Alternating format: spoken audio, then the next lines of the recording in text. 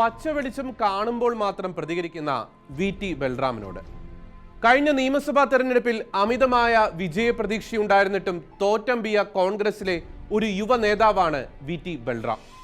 മോദി എഫക്റ്റിൽ ഇന്ത്യ മുഴുവൻ തകർന്നടിഞ്ഞ കോൺഗ്രസിന് അല്പം ജീവനുണ്ടായിരുന്ന കേരളത്തിൽ പിണറായി വിജയന്റെ സർവാധിപത്യത്തിന്റെ തുടർഭരണം കനത്ത പ്രഹരമായി മാറി. അങ്ങനെ രാഷ്ട്രീയ കേരളത്തിൽ ഫേസ്ബുക്ക് പോസ്റ്റുകൾക്ക് അപ്പുറത്ത് ഒന്നുമല്ലാതായി പോയ കോൺഗ്രസുകാരിൽ പ്രമുഖനായിരുന്നു ബൽറാം.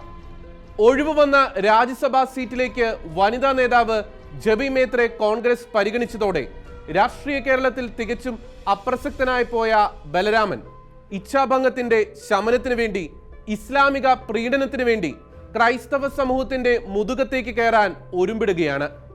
കേരളത്തിൽ ഈ അടുത്ത കാലത്ത് എപ്പോഴെങ്കിലും ഏതെങ്കിലും മുസ്ലിം പള്ളികളിലെ വെള്ളിയാഴ്ച ജുമാ നമസ്കാരത്തിന് ശേഷം സാമുദായിക സൗഹാർദ്ദം തകർക്കുന്നതോ വർഗീയ വിദ്വേഷം ഉണ്ടാക്കുന്ന രീതിയിലോ ഉള്ളതായ പ്രഭാഷണങ്ങൾ നടന്നതായി റിപ്പോർട്ട് ചെയ്യപ്പെട്ടിട്ടുണ്ടോ?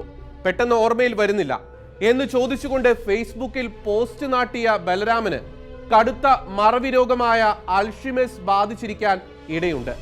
ബലരാമന്റെ രോഗാധൃതമായ പോസ്റ്റിൽ ഹൈന്ദവ സംഘടനകളെയും ക്രൈസ്തവ സഭയും പ്രതിക്കൂട്ടിൽ നിർത്തുന്നുണ്ട്. എന്നാൽ കലശലായ മറവി രോഗം ഓളം വെട്ടുന്ന ബൽറാമിന്റെ തലയിൽ ഇടയ്ക്ക് എപ്പോഴെങ്കിലും ഓർമ്മയുടെ മിന്നലടിച്ചാൽ ഓർത്തെടുക്കേണ്ട ചില കാര്യങ്ങളുണ്ട്.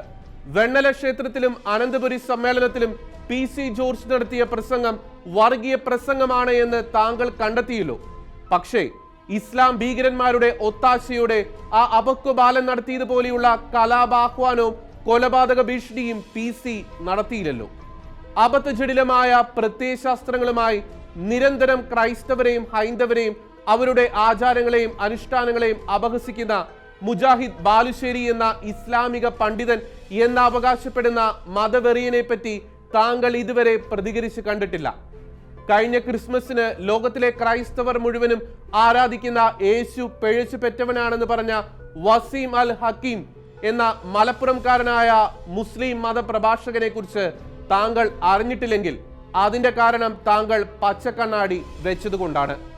നാർക്കോട്ടിക് ജിഹാദ് അടക്കമുള്ള കഴമ്പില്ലാത്ത വിദ്വേഷ പ്രചരണങ്ങൾക്കും വേദിയായത് ക്രൈസ്തവ ആരാധനാലയങ്ങൾ തന്നെയാണ് എന്നുള്ള താങ്കളുടെ പരാമർശത്തിന് പകരമായി ഇസ്ലാം തീവ്ര സംഘടനകളിൽ നിന്ന് എന്തെങ്കിലുമൊക്കെ അച്ചാരം കിട്ടുമെങ്കിൽ അത് വാങ്ങിക്കൊള്ളൂ ബലരാമ. പക്ഷേ പിന്നീടും കടുത്ത മതേതരൻ വേഷം കിട്ടി പ്രത്യക്ഷപ്പെടരുത് എന്ന് മാത്രം.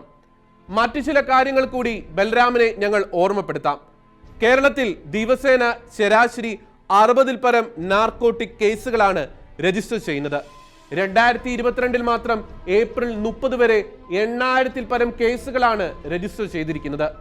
സംസ്ഥാനത്ത് നാർക്കോട്ടിക് ജിഹാദ് നടക്കുന്നു എന്ന പാലാ ബിഷപ്പ് മാർ ജോസഫ് കല്ലറങ്ങാട്ടിന്റെ പ്രസ്താവന കേട്ട് അന്നും ഏറെ വിരളി പിടിച്ചത് വി.ടി. ബൽറാമൻ എന്ന കോൺഗ്രസ് നേതാവിനാണ് എന്ന് ഞങ്ങൾ മറന്നിട്ടില്ല. പാലാ ബിഷപ്പിന്റെ പ്രസ്താവന വിദ്വേഷ പ്രസംഗമായിരുന്നു, ദുരാരോപണമായിരുന്നു, സാമുദായിക സൗഹാർദ്ദം തകർക്കുന്നതായിരുന്നു എന്നൊക്കെ താങ്കൾ എഴുതി വെച്ചിരിക്കുന്നു. എന്നാൽ ബലരാമൻ തന്നെ പറയുക, മറ്റൊരു സംസ്ഥാനത്തുമില്ലാത്ത വിധത്തിൽ കേരളത്തിൽ ദിവസേന 60-ൽ പരം നാർക്കോട്ടിക് കേസുകൾ വീതം രജിസ്റ്റർ ചെയ്യുന്നുവെങ്കിൽ താങ്കൾക്ക് യാതൊരു അസ്വാഭാവികതയും തോന്നുന്നില്ലേ? അതിന്റെ പിന്നിൽ പ്രവർത്തിക്കുന്ന അന്താരാഷ്ട്ര ശക്തികൾക്ക് യാതൊരു അജണ്ടയും ഇല്ല എന്നാണോ മതേതര രാജകുമാരൻ എന്ന് നടിക്കുന്ന ബലരാമൻ കരുതുന്നത്? ഇന്ത്യയിലെ മറ്റേതൊരു സംസ്ഥാനത്തേക്കും ഒഴുകാത്ത വിധത്തിൽ ലഹരി കേരളത്തിലേക്ക് ഒഴുക്കി കേരളത്തെ ചിലർ ലഹരിയുടെ തലസ്ഥാനമാക്കുന്നത് തിരിച്ചറിയാൻ കഴിയണമെങ്കിൽ ബലരാമൻ ആ പച്ചക്കണ്ണാടി ഒന്ന് എടുത്ത് മാറ്റി നോക്കണം. ഇന്ത്യയിലെ മറ്റ് കടൽ തീര സംസ്ഥാനങ്ങളെക്കാൾ കേരളം മാത്രം ലഹരി കള്ളക്കടത്തിന്റെ കേന്ദ്രമാകുന്നതിൽ യാതൊരു ഉത്കണ്ഠയും എന്തേ ബലരാമന് തോന്നാത്തത്? വസ്തുതാപരമായ കാര്യം പറയുന്നത് വിദ്വേഷ പ്രസംഗമാണെന്ന് പറയാൻ മാത്രം വിവരം കെട്ടവനാണോ ബൽറാമ താങ്കൾ? അതിനാൽ ക്രൈസ്തവർ അർഹിക്കുന്ന അവജ്ഞയോടെ തന്നെ നിങ്ങളുടെ ഇന്നത്തെ പ്രസ്താവന തള്ളിക്കളയുകയാണ്. സഭാമക്കൾക്ക് നേരിടാനിടയുള്ള വിപത്തുകളെ പറ്റി ഉത്തരവാദിത്തമുള്ള പിതാവിനെ പോലെ മുന്നറിയിപ്പ് നൽകുകയായിരുന്നു കല്ലറങ്ങാട്ട് പിതാവ് എന്ന് ക്രൈസ്തവർക്ക് അറിയാം. അല്ലാതെ സാമുദായിക സൗഹാർദ്ദം തകർക്കുന്ന രീതിയിലുള്ള ഒരു ദുരാരോപണവും പാലാ പിതാവ് ഉന്നയിച്ചിട്ടില്ല.